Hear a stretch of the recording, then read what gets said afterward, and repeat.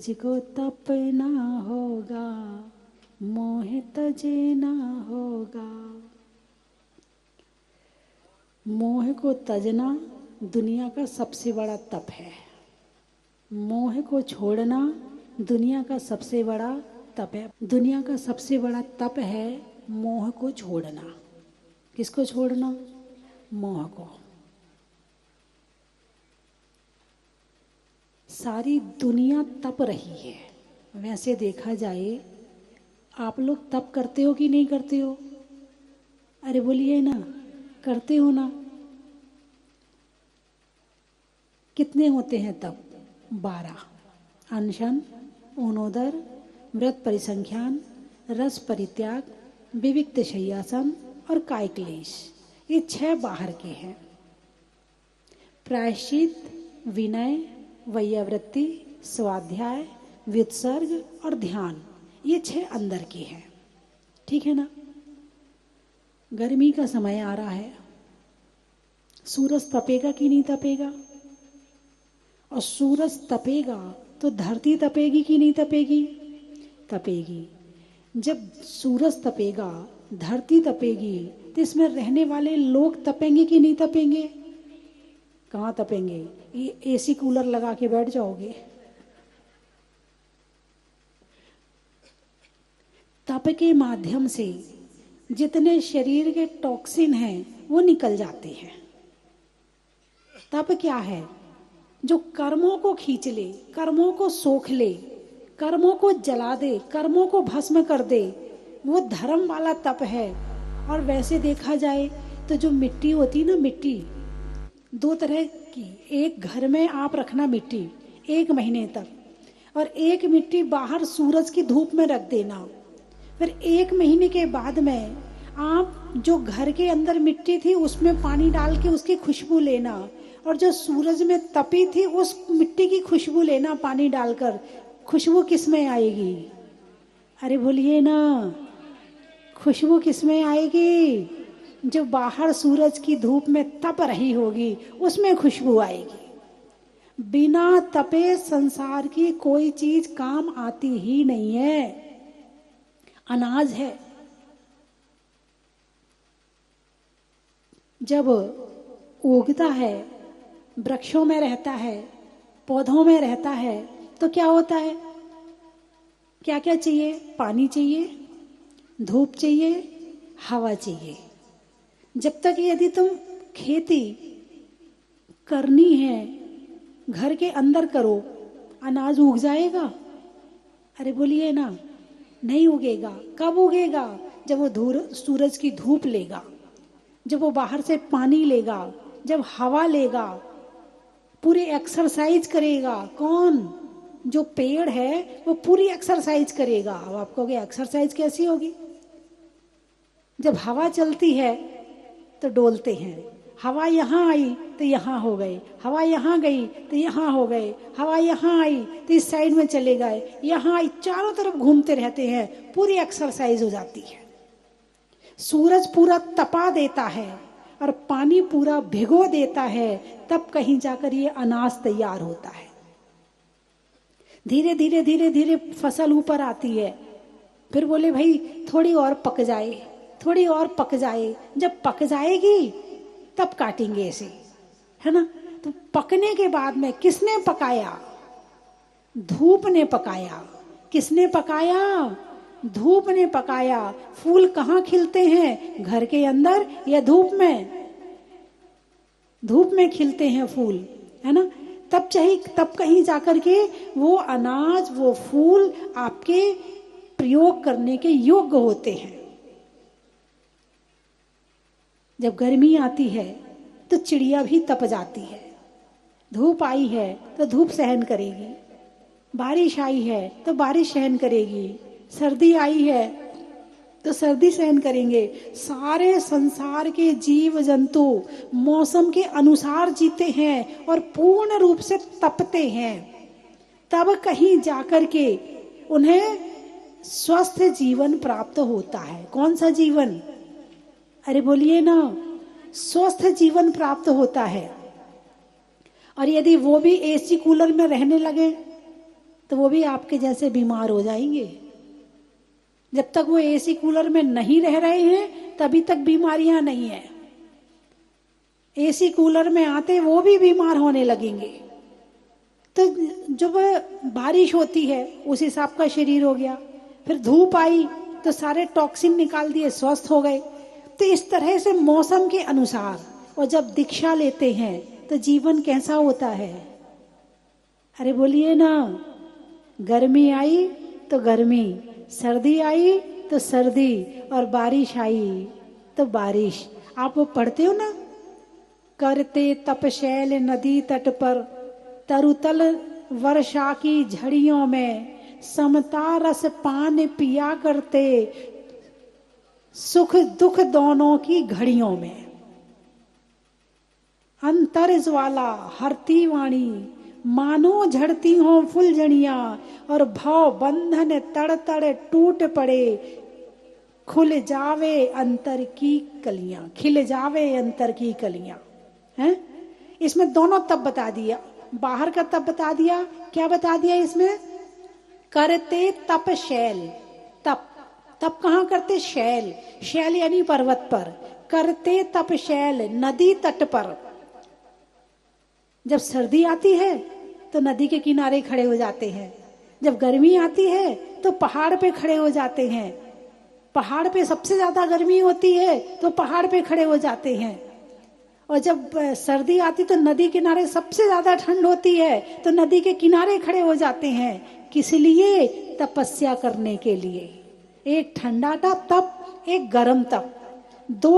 दो से ही वस्तु नष्ट होती है, या तो जलने से या गलने से। जलाओ तो नष्ट हो जाती है, और गलाओ तो नष्ट हो जाती है। ये दोनों तप है, सर्दी का भी तप है और गर्मी का भी तप है। करते तपशैल नदी तट पर, तरुतल वर्षा की झड़ियों में। 3 मौसम होते हैं। तीसरा मौसम कौन सा? बारिश का मौसम। तब क्या करते? तरु यानी वृक्ष, तल यानी नीचे, वृक्षों के नीचे।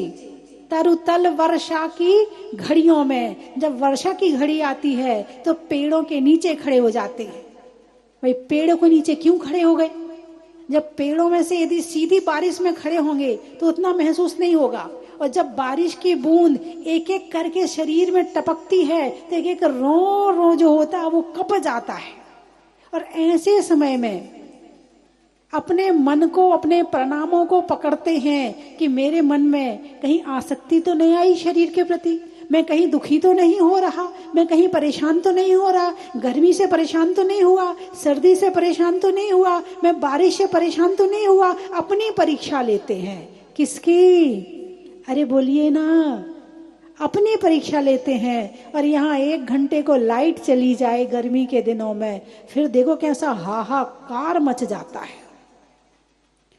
जो सरकार है, कितनी गालियां दी जाती है सरकार को। ऐसी सरकार आई है, लाइट भी नहीं देती है, बिजली भी नहीं देती। अगली बार बिल्कुल वोट नहीं देंगे इसको, इसने ढंग से लाइट नहीं दी है, इस बार तो वोट बिल्कुल नहीं देंगे इसको। अरे बोलिए ना, 1 सेकंड का कष्ट सहन नहीं है। और यहाँ दीक्षा लेने के बाद में भगवान क्या करते हैं, प्रभु क्या करते हैं? करते तपशैल नदी तट पर, तरुतल वर्षा की घड़ियों में, और समता रस पान पिया करते। अब ये अंतरंग तप हो गया। समता रस, कौन सा रस? अंतरंग तप। समता, ना क्रोध, ना मान, ना मायाचारी, ना लोभ, ना इच्छाएं, ना आकांक्षाएं, ना बुराई, ना भलाई, ना अपमान, ना सम्मान। सभी घड़ियों में बिल्कुल अपने आप को शांत रखते हैं। तो ये अंतरंग तप हो गया। समता रस पानी पिया करते। कौन सा रस? अरे बोलिए ना, समता रस पान पिया करते, सुख दुख दोनों की घड़ियों में। अभी एक मुझे वीडियो दिखाया, भूकंप आया हुआ था कहीं पर, तो उसमें बिल्डिंग गिर गई, अंदर एक माँ और 2 बच्चे बैठे हुए हैं सीढ़ियों पर, और पूरा चारों तरफ से ढक गया, बंद हो गया चारों तरफ से। कुछ भी नहीं है वहां, अंधेरे में बैठे हैं, आवाज लगा रहे हैं। लोगों ने आवाज सुनी, वहां गए तो एक एक ईंट हटा करके बच्चे को निकाला, फिर बड़े बच्चे को निकाला, उसकी माँ को निकाला। तो ये दृश्य देखने के बाद ये मेरे दिमाग में बार बार घूम रहा था, बार बार घूम रहा था। और मैं ये बात अपने ऊपर ले रही थी कि कभी जीवन में मुझे अकेला रहना पड़े और ऐसी परिस्थिति आए तो क्या मैं अपने आप को शांत रख पाऊंगी? क्या मैं अपने मन को शांत रख पाऊंगी? क्या मैं बिना दुखी हुए, क्या मैं उस घड़ी में वहां पर अपने आप को शांत रख के ध्यान कर पाऊंगी? क्या मैं एकत्व आत्मा का चिंतन कर पाऊंगी? ऐसा विचार कई बार मन में आए कि भाई वो वीडियो देखने के बाद वो बच्चे बहुत रो रहे थे, वो महिला बहुत रो रही थी। ये स्वाभाविक है, जब तक साधना नहीं होगी तब तक सुख में सुखी। उन परिस्थितियों में हम अपने आप को सामान्य कैसे रखें, इस बात की साधना ही दुनिया की सबसे बड़ी साधना है। कोई आ गया, स्वागत है, चला गया, स्वागत है, प्रशंसा करी, स्वागत है, निंदा करी, अरे बोलिए ना, स्वागत है। इतना मजबूत बनाना है अपने मन को कि सामने वाला हमारे मन को हिला ना पाए और हमारा मन हमारे अनुसार चले। उसके लिए अपने मन को तैयार करना बहुत जरूरी है। यदि हम अपने मन को नहीं तैयार करेंगे, हम यदि अपने मन को शांत रखने की साधना नहीं करेंगे तो हमें कोई भी रुला जाएगा, हमें कोई भी दुखी कर जाएगा, हमें कोई भी हंसा जाएगा, हमें कोई भी कुछ भी कर जाएगा। इसका नाम है तप। क्या है? इसका नाम है तप। सूरज में तो शरीर तपता है, लेकिन अंतरंग साधना मन की होती है। धूप में बैठने के बाद गर्मी लग रही है, उस क्षण को पकड़ो कि शरीर को गर्मी लग रही है, मुझे नहीं लग रही है। हाँ, इस बात का ध्यान रखना जरूरी है कि शरीर बीमार ना हो जाए, क्योंकि अब वो पहले वाले शरीर नहीं रहे हैं। पहले वाले शरीर थे, कितनी गर्मी लग जाए, कितना शांत भी रहते थे और स्वस्थ भी रहते थे, क्योंकि मन शांत रहता था। अब एसी में रहने की इतनी आदत हो गई है कि अब तुमसे शरीर से गर्मी सहन नहीं होगी, अब बीमार हो जाओगे। पहले के मकान भी ऐसे होते थे, पहले के शरीर भी ऐसे होते थे। पहले मिट्टी के मकान होते थे कि जो गर्मी में ठंडे होते थे और ठंडी में गर्म होते थे। अब वो लोहे के मकान होते हैं। किसके मकान? अरे बोलिए ना। हाँ, अब तो पूरा शहर लोहे का जंगल बन गया है और लोहा वैसे नेगेटिव ऊर्जा छोड़ता है और बहुत जल्दी गर्म होता है और बहुत देर तक गर्म रहता है। वही सीमेंट का हाल है, वही तुम्हारी लोहे का हाल है। अब उस जो सीमेंट का जो कमरा आपने बनाया है, लोहे का कमरा बनाया है, अब वो धूप इतनी जल्दी खींचता है और अंदर पूरी गर्मी फेंकता है। अब ऐसे समय में यदि आपने ठंडा नहीं किया तो आप स्वस्थ रहने वाले नहीं हो। यदि स्वस्थ रहना चाहते हो तो मिट्टी के मकान बनाओ। और मैं तो ये कहती हूँ कि साधुओं का जो संत निवास है वो मिट्टी का होना चाहिए। अरे बोलिए ना, मिट्टी का होना चाहिए। क्यों? अरे बोलिए ना, है बेसमेंट जरूर होना चाहिए। कम से कम गर्मी आए तो शांति से बैठ के स्वाध्याय कर लें। अब वो पहले वाला सहन नहीं रहा है शरीर में, क्योंकि कहाँ से आए हैं साधु संत? आपके बीच में से ही आए हैं। अब एसी चलाएंगे, गर्मी इतनी पड़ रही, चलाएंगे, देखो माता जी महाराज जी एसी चला रहे, नहीं चलाएंगे तो बीमार। फिर सामायिक कैसे करें, फिर ध्यान कैसे करें? इस लोहे के जंगल में, इस कंक्रीट के जंगल में, इस सीमेंट के जंगल में। वो अनुकूलता, चलो धीरे धीरे शक्ति कम हुई तो मुनिराज गुफा में रहने लगे, फिर थोड़ी और शक्ति कम हुई तो धर्मशाला में रहने लगे। धर्मशाला नहीं, पहले वो होता था नसिया। क्या होती थी? गांव से 2-3 किलोमीटर दूर नसिया बना देते थे तो मुनिराज वहां रह जाते थे। अब वहां भी नहीं तो अब नसिया तो शहर के बीच में आ गई। जितनी भारत में नसिया बनी हुई हैं वो सारी आज शहर के बीच में आ गई। जयपुर की भट्टारक की नसिया आज बिल्कुल सेंटर में है जयपुर के। अब वो पहली वाली नसिया नहीं रही है। तो नसिया का मतलब जो कर्मों को नाश करने के लिए बनाई जाती थी उसका नाम होता था नसिया। अब वो तो शहर के बीच में आ गई, अब वहां शादियां भी होने लगी, अब वहां सारे कार्यक्रम भी होने लगे। अब करो ध्यान बैठ के कैसे करते हो। अब नाम तो रह गया नसिया, मगर नसिया नहीं रही। तो बंधुओं, कम से कम, ज्यादा नहीं तो समता के भाव तो बना ही सकते हैं। मन को शांत रखने का उपाय कैसे करें, कहां से करें कि मेरा मन मेरे पास रहे, सामने वाला जल्दी से मुझे गर्म ना कर पाए, सामने वाला मुझे ठंडा ना कर पाए, सामने वाला मुझे डरा ना पाए, सामने वाला मुझे ग्लानि से ना भर जाए, सामने वाला मुझे शोक से ना भर जाए। अपने मन को शांत रखना ये दुनिया की सबसे बड़ी तपस्या है। और जिसने इस तपस्या को कर लिया उसकी सारी तपस्या हो गई। समता रस पान पिया करते। आप गन्ने का जूस पियो ना पियो, आप और कौन कौन से जूस होते हैं,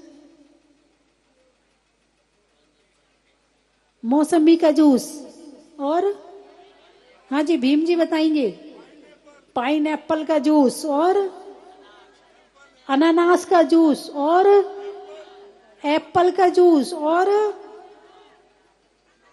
अनार का जूस, आ हा हा हा क्या बात, और पपीता का जूस, अरे वाह, और बेल, हाँ बेल का जूस, और अंगूर का जूस, क्या बात है क्या बात है, बहुत बढ़िया, और संतरे का जूस, संत रे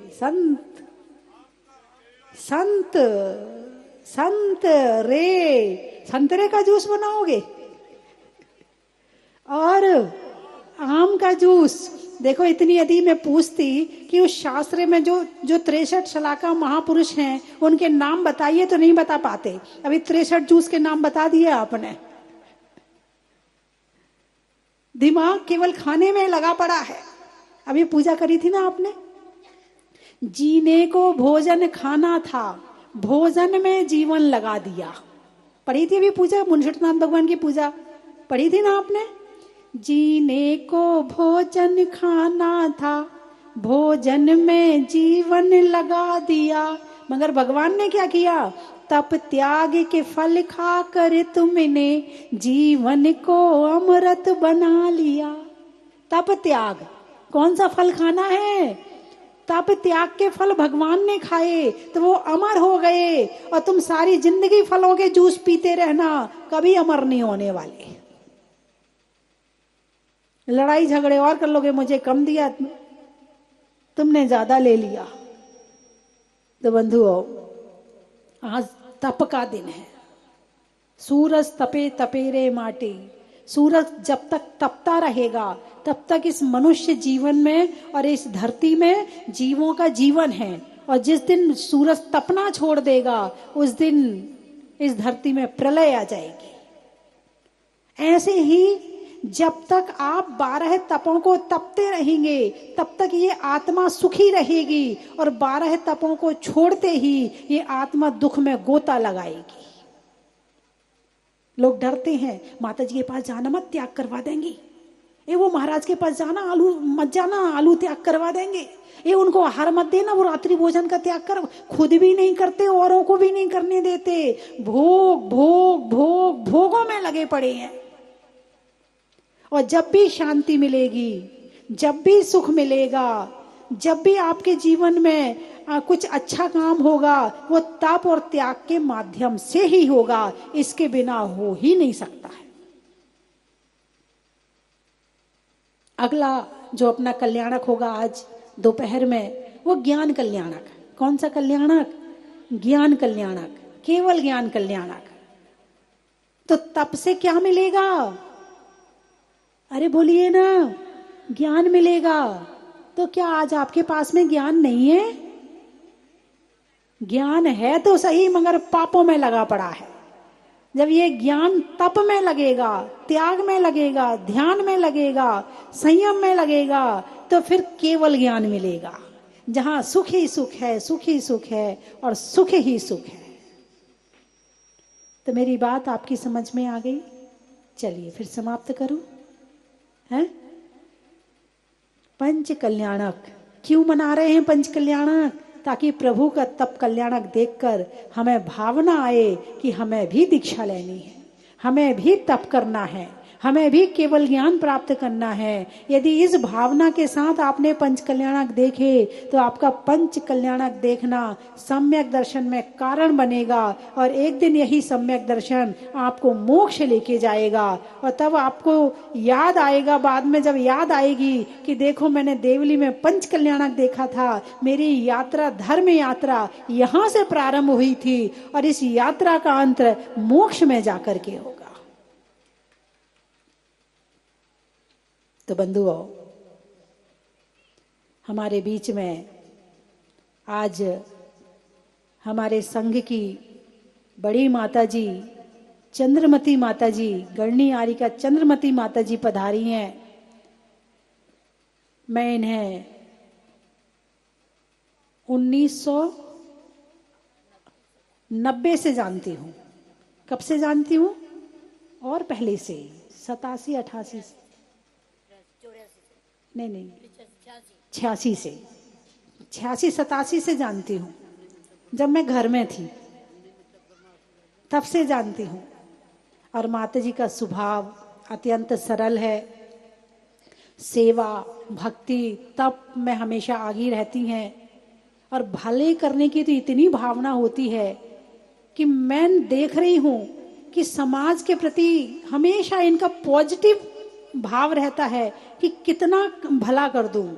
और आपने 35 साल पहले एक बड़े गांव जो अतिशय क्षेत्र दिल्ली के पास में है, वहां पर एक लड़कियों के हॉस्टल की स्थापना करी, और उसमें भी पैसा नहीं लेती, सारा समाज कर से मतलब आशीर्वाद देती, तो समाज सारा काम करती है। और 35 साल से वहां पर जो कमजोर वर्ग की बच्चे होते, लड़कियां, लड़कों को तो बहुत लोग कर देते हैं, लड़कियों को लिए, क्योंकि लड़कियों को संभालना बहुत बड़ी बात है, और आज मोबाइल के जमाने में संभालना तो और बड़ी बात है। और ऐसे समय में पता नहीं हजारों लड़कियों को अपने यहाँ रखकर बड़ा करके और उनके घर भी बसाए हैं, और कई माताजी भी बनी हैं। तो इस तरह से लड़कियों के प्रति बड़ी अच्छी भावना रख के माताजी ने, और करीब 35 साल से उन लड़कियों के हॉस्टल को आशीर्वाद दे रही हैं, और उनको निर्देशन दे रही हैं, और उन्हें आगे बढ़ा रही हैं। ये बहुत बड़ी बात है, बहुत बड़ी बात है। आप अपने घर की एक लड़की को नहीं संभाल पाते हो, और आज की डेट में 50 लड़कियां माताजी के हॉस्टल में वहां पर हैं। 50 लड़कियां, पूरा भोजन, रहना, खाना, ड्रेस, स्कूल, पढ़ाई। और यदि जब बड़ी हो जाती हैं और उनके माँ बाप यदि नहीं कर पाते हैं, तो वहां जो भक्त इनके हैं वो उनकी शादी भी करवा देते हैं। लोग यहाँ वहां से लड़कियां लेकर के आ रहे हैं, कोई बंगाल से ला रहा है, कोई उड़ीसा से ला रहा है, कोई कहीं से ला रहा है। हम तो कह रहे संस्कारवान लड़की लाओ ताकि तुम्हारे घर का जैन धर्म पल सके। और आज लड़कियों की उपेक्षा होने के कारण लड़कियां कम हो रही हैं। तो आप माता जी की भावना को समझ सकते हैं कि माता जी ने अभी तक कितनी लड़कियों को सुखी कर दिया होगा। और जहाजपुर के लिए मैंने कई बार निमंत्रण भेजा माता जी को, माता जी एक बार दर्शन के लिए आप आओ, भगवान के दर्शन के लिए आप आओ। मेरे कहने पर माता जी जहाजपुर आई हैं, और अब यहाँ से, अब उन्हें पता नहीं था कि मैं यहाँ देवली में हूँ, माता जी को पता था मैं जहाजपुर में हूँ। तो इस बहाने यहाँ भी आई, और आप लोगों को भी माता जी के दर्शन हुए, और पंच कल्याणक में माता जी का सानिध्य प्राप्त हुआ, है ना। चलिए मैं 3 चीजें बोलूंगी, आपको कहना बड़ा ही महत्व है। दूर होने में समस्या का, तिथियों में अमावस्या का, और करने में तपस्या का। पाँव में टखने का, भोजन में चखने का और अपने अपने मन को शांत रखने का। बड़ा ही महत्व है। तलवार में म्यान का, करने में ध्यान का और प्राप्त होने में केवल ज्ञान का। बड़ा ही महत्व है। निधियों में माणवक का, विद्वानों में चाणक का और भगवान के होने वाले देवली में पंच कल्याणक का। बड़ा ही महत्व है। कर्म के हरने का, पर्वत पर झरने का और पंच कल्याणक में सेवा करने का। बड़ा ही महत्व है। स्वर्गों में देवेंद्र का, स्वर्गों में देवेंद्र का, करने में जय जिनेन्द्र का और पंच कल्याणक में बनने में इंद्र का। बोलने में मीठी वाणी का, मंदिर में जिनवाणी का और बनने में इंद्र की इंद्राणी का। बड़ा ही महत्व है। मिठाइयों में खाजा का, फलों में ताजा का और अभी पारस कुमार की सभा में बनने में राजा का। बड़ा ही महत्व है। गणित में करण का, त्याग के वरण का और भगवान के समौ शरण का। बड़ा ही महत्व है। अनाज में दाने का, इनाम में पाने का और आपके समस्त कार्यक्रम में उपस्थित होने का। बड़ा ही महत्व है। और क्या बताऊं? ट्रेन में टीटी का, घर में बेटी का और पंच कल्याणक कराने में पंच कल्याणक कमेटी का। बड़ा ही महत्व है। बातों में अच्छी का, धागे की लच्छी का और भगवान को भेंट करने में पिच्छी का। बड़ा ही महत्व है। कमंडल भी, हाँ, भगवान के भामंडल का, समाज में महिला मंडल का और भगवान को भेंट करने में कमंडल का। बड़ा ही महत्व है। आहार, महिलाओं में हार का, शास्त्रों में समय सार का और भगवान के आहार का। बड़ा ही महत्व है। बोलिए 24 भगवान की जय। अंग बंग के राजा आए बनारस में, झूमे सब नाचे गाए, झूमे सब नाचे गाए, हम झूम झूम के गाए गाए। युवराज पार्श्व कुमार को वैराग्य की उत्पत्ति हुआ करती है। वह संसार की समस्त भोग वस्तुओं का त्याग करते हुए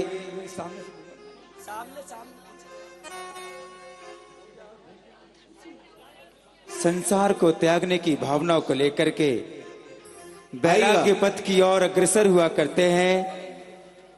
जब यह बात महाराज अधिराज अश्वसेन जगत जननी माता वामा देवी को ज्ञात हुआ करती है, वह उनके समक्ष उनको रोकने के लिए पहुंच जाया करते हैं और क्या कहते हैं एक माँ,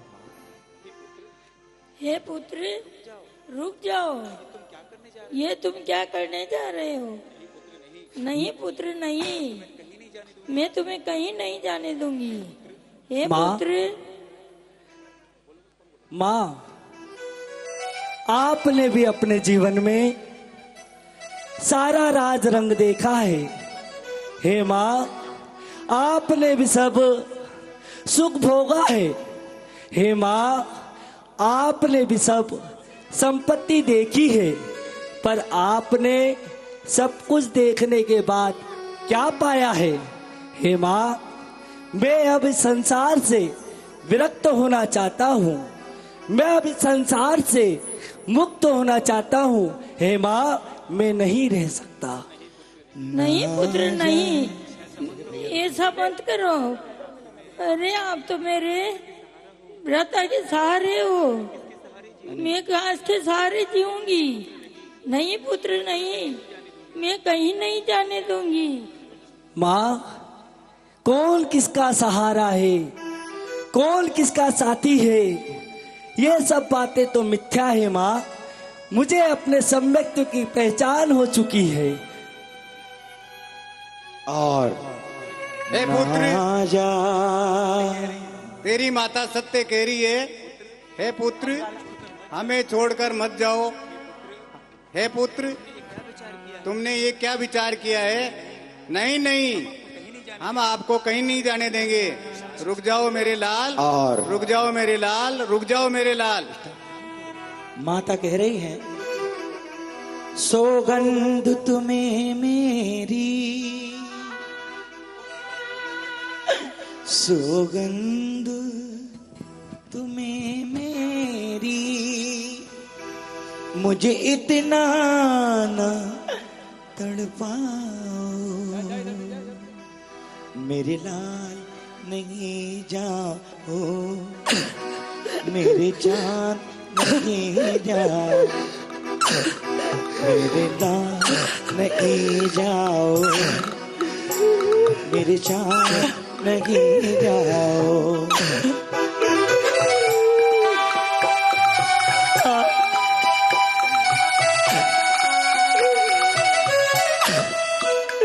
मेरे लाल नहीं जाओ, मेरे चांद नहीं जाओ, मेरे लाल हो नाजों से तुम्हें पाला, पलकों की छाँव में,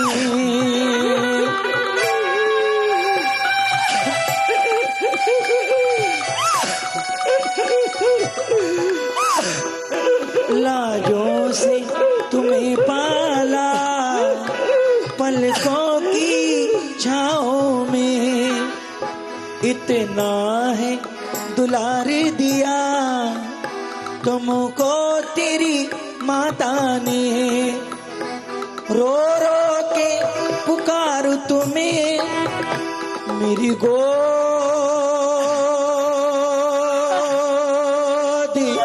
सजा जाओ। माँ, माँ क्यों रो रही हो? क्यों विलाप कर रही हो? किस लिए विलाप कर रही हो? अभी तो मैं सर्वस्व जान चुका हूं, सर्वस्व मुझे पता है कि मेरा भाव, मेरा जन्म किस लिए हुआ है।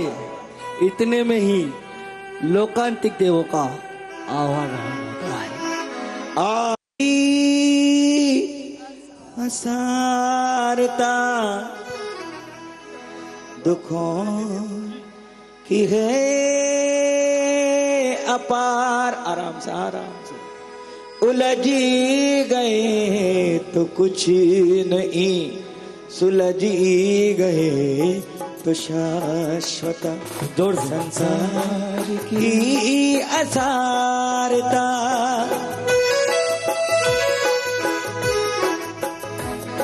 पुकारते कि अब तुम्हें मुक्ति पुरी के रास्ते, संसार के क्षण की ये सुख नहीं तुम्हारे वास्ते, संसार की असारता दुखों की ए अपारता, उलझी गए तो कुछ नहीं, सुलझी गए तो शाश्वता।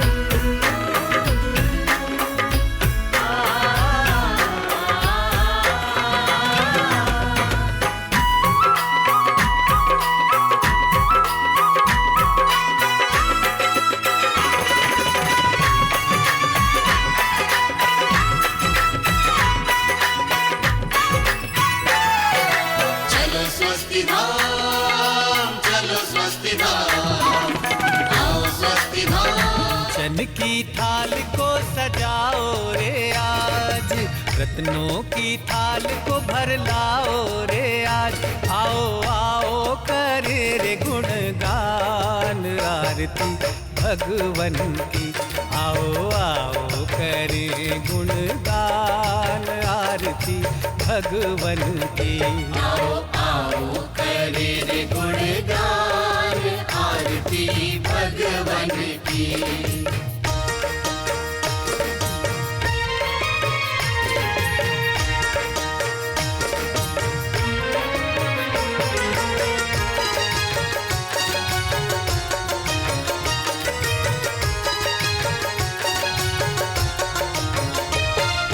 पिता सुमित्र के राज दुलारे, माँ पद्मा जी के नैनों के तारे।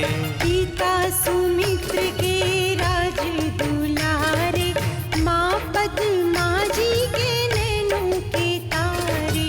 राजगृही में जन्म लियो आप, राजगृही में जन्म लियो आप। आओ आओ मनाए खुशी आज आरती भगवन की। आओ आओ करें गुणगान आरती भगवन की।